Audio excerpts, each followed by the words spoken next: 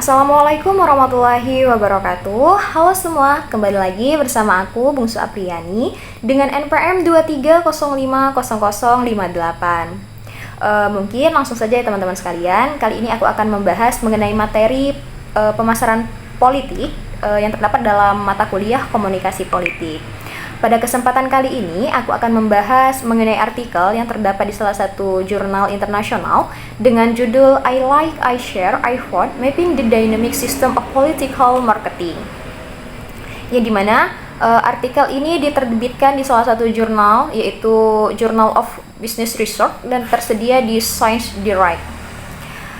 Nah, teman-teman sekalian, di era digital, politik itu telah mengalami transformasi yang sangat besar. Jika dulunya kampanye politik itu bersifat satu arah, dari kandidat ke pemilih, sekarang kampanye itu berubah menjadi sistem dinamis, interaktif, dan partisipatif. Yang dimana pemilih itu tidak lagi menjadi objek pasif, melainkan subjek aktif dalam menyebarkan, mengomentari, bahkan menciptakan pesan politik.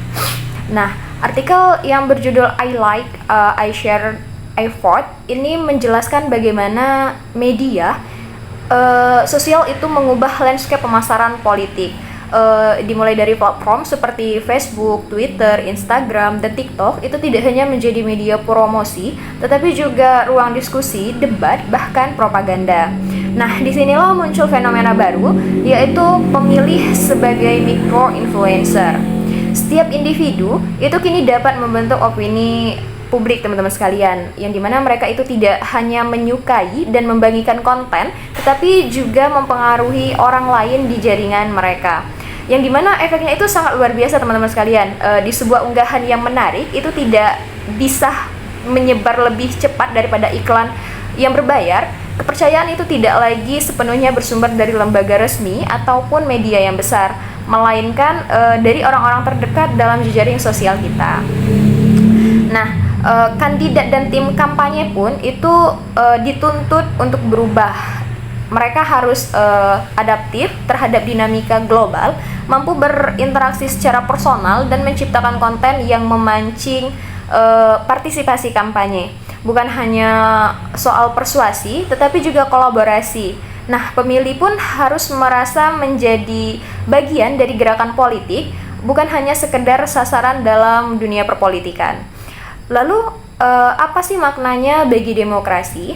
Kita memasuki era di mana suara rakyat itu benar-benar hidup dalam jaringan digital, di mana setiap komentar, like, ataupun share itu dapat menjadi sinyal politik yang berpengaruh.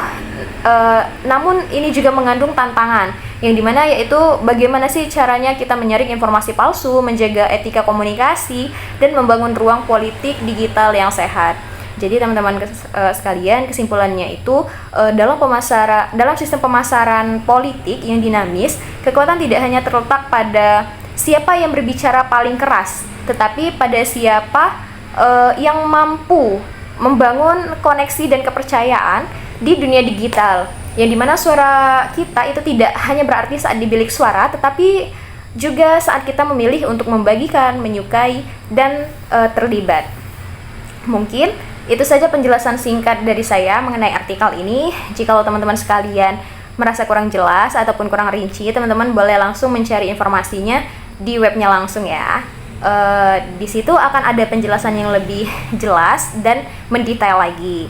Terima kasih banyak. Sebelumnya mohon maaf apabila saya terdapat salah kata ataupun kesalahan dalam penyampaian informasi ini ataupun materi ini. Kepada Allah Subhanahu wa taala